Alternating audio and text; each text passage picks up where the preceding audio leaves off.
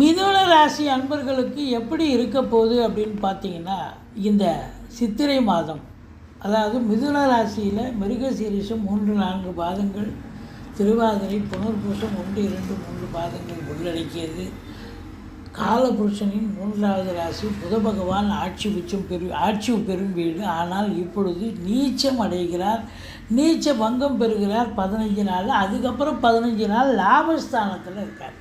So ராசிநாதன் நல்ல நிலையில் தொழில் ரீதியாக உத்தியோக ரீதியாக இருந்து நல்ல சம்பாத்தியத்தை பெறப்போகிறீர்கள், அதிகப்படியான வருமானத்தை பார்க்க போகிறீர்கள் என்று சொன்னால் மிகையாகாது. செலவினங்கள் ஏற்பட்ட போதிலும் உங்களுக்கு சுப செலவே ஏற்படக்கூடிய ஒரு நிலை. இளைய சகோதர சகோதரிகளால் ஆதாயம் உண்டு.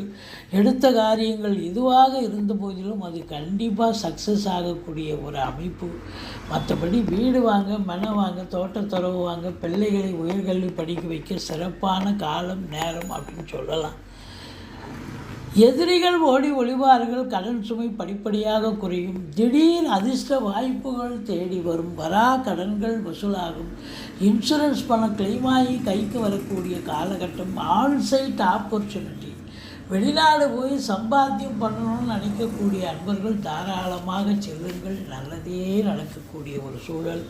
தொட்டதெல்லாம் தொடங்க போகிறது. என்ன வேலை பலு இருக்குங்க உங்களுக்கு. மற்றபடி இன்புட் அதிகமாக இருக்கும்பொழுது அவுட்புட் கண்டிப்பாக இருக்கத்தானே இருக்கும். இப்போ வேலை பலு இருக்கும், கண்டிப்பாக சாதிக்க போகிறீங்க, சரித்திரம் படிக்க போகிறீங்க.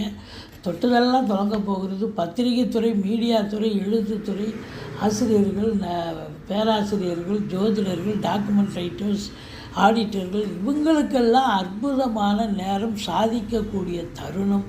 உங்கள் காட்டில் மழைங்க சிறப்பாக இருக்கும், நல்லா இருக்கும், சாதிக்க போகிறீங்க. இந்த மாதம் சந்தோஷமாக இருக்க போகிறீங்க.